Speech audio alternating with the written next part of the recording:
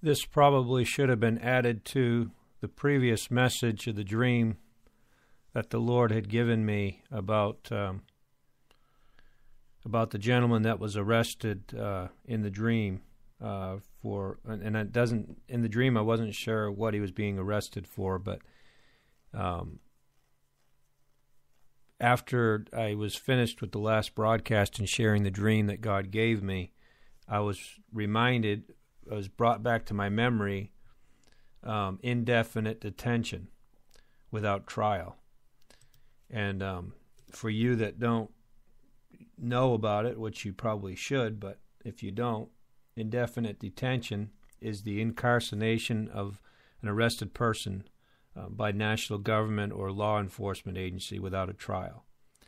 It is a controversial practice on the part of any government or agency that is in violation of many national and international laws, including human rights laws. In recent years, governments have indefinitely held those suspected to be involved in terrorism, declaring them as an enemy combatants. Now, this has always been a concern that they would take to the next level, that Gitmo would just be the beginning, that they would begin to arrest people just for speaking out against maybe what Obama wants to do, right? What the administration wants to go forward and do, if someone dares to speak out against it. And I think that's what happened here. This man that was put in prison or being put in jail, and Obama said not even a wire transfer will be able to get through to him. There'll be no outside information that'll get to this person. Folks, think about it. If the government wants to arrest you, what are you going to do, right? What are you really going to do? I mean, look how long they held this our American soldier over there in Mexico, indefinitely, until enough pressure was put upon them by our country and through our media that where they finally let him go. But listen, folks, if you could only understand where we are. But I want to read to you. This is alarming. I mean, why would God remind me of this after giving me that dream if these things are not getting ready to happen? In the United States, indefinite detention has been used to hold terrorist suspects. This process, which has been highly controversial, is currently under review. According to the American Civil Liberties Union, Section 412 of the U.S. Patriot Act. Remember, the U.S. Patriot Act, folks, was not even in effect until after 9/11. Permits indefinite detention of immigrants. One of the most highly publicized cases has been that of Jose Padilla, whose ultimate prosecution and conviction in the United States has also been highly controversial. And the International Red Cross has criticized the indefinite detention of prisoners at Guantanamo Bay, or Gitmo. On December 5th, 2008, the United States Supreme Court announced that it will rule on indefinite detention. On November 29th, 2011, the United States Senate rejected a proposed amendment to the National Defense Authorization Act for fiscal year of 2012, the NDAA, that would have banned indefinite detention by the United States government of its own citizens, leading to the criticism that habeas corpus in the United States has been undermined. Congress and Senate approved the National Defense Authorization Act in December 2011, and President Barack Obama signed in it December 31st, 2011. The new indefinite detention provision of the law was decried as a historic assault on American liberty. The American Civil Liberties Union stated that President Obama's action today is a blight of his legacy because he will forever be known as the president who signed indefinite detention without charge or trial into law. On May 16, 2012, in response to a lawsuit filed by journalist Chris Hedges, Noam Chomsky, Naomi Wolf, and others, the United States District Judge Catherine B. Forrest ruled the indefinite detention section of the law 1021 likely violates the First and Fifth Amendments and issued a preliminary injunction preventing the U.S. government from enforcing it. In 2013, the House of Representatives and the Senate reauthorized National Defense Authorization Act, the amendments to effectively ban indefinite. Can you imagine? I mean, this is worse than Clinton. The amendments to effectively ban indefinite detention of U.S. citizens was defeated in both chambers. Moreover, on July 17, 2013, the U.S. Court of Appeals for the 2nd District struck down an injunction against indefinite detention of U.S. citizens by the President under the National Defense Authorization Act 2012. Oh, my. Why would the Lord remind me of this after this dream? Folks, this without question is going to be part of the persecution against Christians. They had to have a way to indefinitely detain Christians, detain those that would speak out against their lawlessness, to speak out against their unconstitutional and illegal acts. And I remember I was the only one in the dream during this news briefing at the White House, and I still don't know how I got in the room because I don't have the credentials. I'm not a reporter. But I spoke up in that room and I said, that's unconstitutional. And Obama was like so excited about putting this guy away. And he said, not even a wire transfer will be able to reach him. And everybody in the room was going along with it. Nobody was having a problem with it. And I was the only one that spoke up. And he just ignored me. He acted like I was a fly, like I was just pesting him, like I was bothering him. And I was really lifting up my voice. I mean, the whole room stopped. I mean, don't get me wrong. I mean, everybody knew what I said, but nobody did anything. I said, that's unconstitutional. And then he didn't say anything. He just ignored me.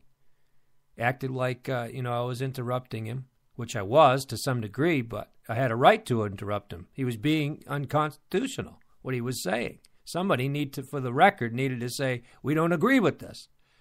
And he didn't say anything, just ignored me. And so I just spoke up and I said, that's illegal. What you're doing is illegal. And then I woke up from the dream.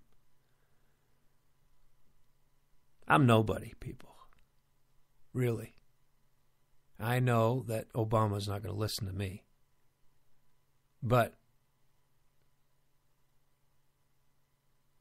where are we? Where are we? When we don't have any rights anymore in this country. When we've got AMRAMs vehicles that are being given to our police force, given to our sheriff departments. And we hear one of the sheriffs saying, these are for the constitutionalists. Who in the world are the constitutionalists?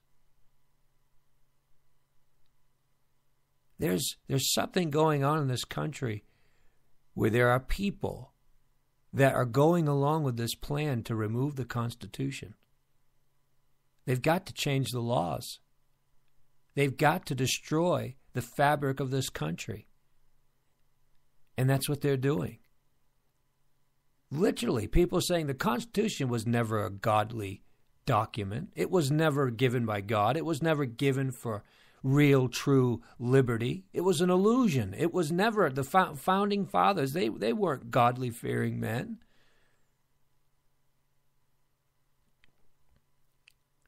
I know, folks, that God made this country great. I know that. It wasn't man that made this country great and to where all the nations feared this country. That wasn't man that did that. Because there have been God-fearing people in this country for years, for centuries. And God has answered prayers. And there have been prayers that have been prayed where God has protected this nation. And the Lord showed me, he said, Joseph, the enemies are not from without the United States. He said they're from within. The problem's not outside the United States, it's inside the United States. And he went as far as telling me, he said the worm is in the apple. Well, where's the apple in the United States? What's the apple? The apple is New York. Why would the worm be in New York? That's where the United Nations is. That's where the Council on Foreign Relations is, folks. That's where the Rockefellers are. That's where the secret societies are. This country is being destroyed by design. You heard Hillary Clinton. She takes all her directive from the Council on Foreign Relations. She goes, oh, it's really convenient having you all right down the road from the White House. She gets all her instruction from them. The Council on Foreign Relations is nothing more than the 1,000 points of light that George Bush Sr. was talking about. Folks, the United Nations is going to be the world government. They've got to destroy the United States Constitution before they can bring in the world government. That's what they're doing. Obama's their man. He's willing to do it. Why would God give me the dream for, why? Why would he do it? What would be the purpose of God giving me that dream and then giving me right after the dream, after the broadcast, I get done sharing the dream, and then God reminds me, I wasn't thinking about indefinite detention. I wasn't thinking about that. God brought that back to my memory.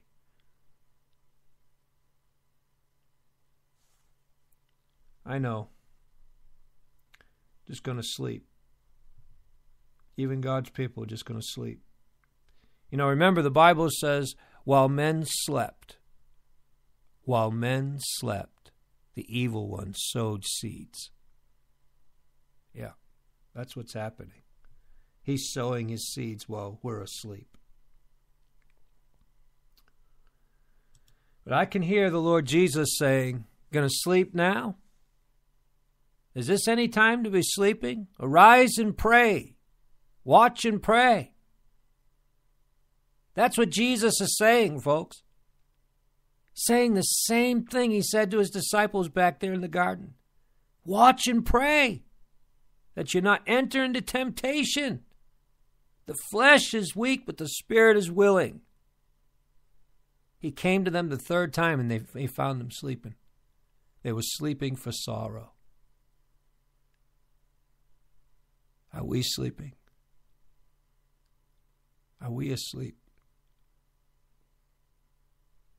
Dear Jesus, have we gone to sleep, people?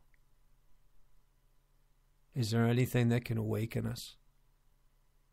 Anything that can arouse us? Is it going to take great persecution? Is it going to take indefinite detentions of Christians, persecuted? Look, Obama's a Muslim. He's a Muslim. He has to keep it under wraps. He has to keep it in stealth mode until they destroy the Constitution so that the Muslims can take over this country. The beast is rising in the land, people.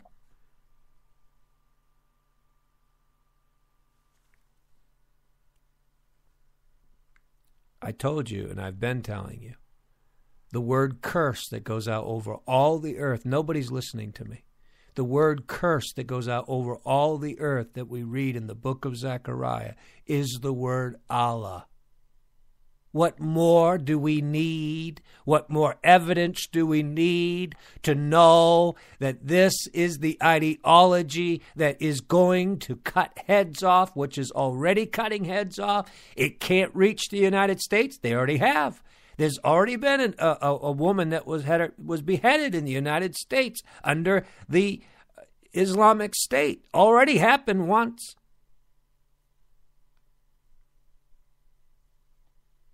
Now they're saying they're going to attack the Mall of America. We're hearing all the warnings. We're getting the warnings. We're not without warning. God is so merciful. He has warned this country and warned this country, and Obama keeps playing it down. Keeps playing it down, keeps playing it down. Why is he playing it down? Because if he's not one of them, he's sometimes I think he's their leader. He's sinister enough to be their leader. If he's not their leader, he certainly is in bed with the leader, bowing down to the king of Egypt.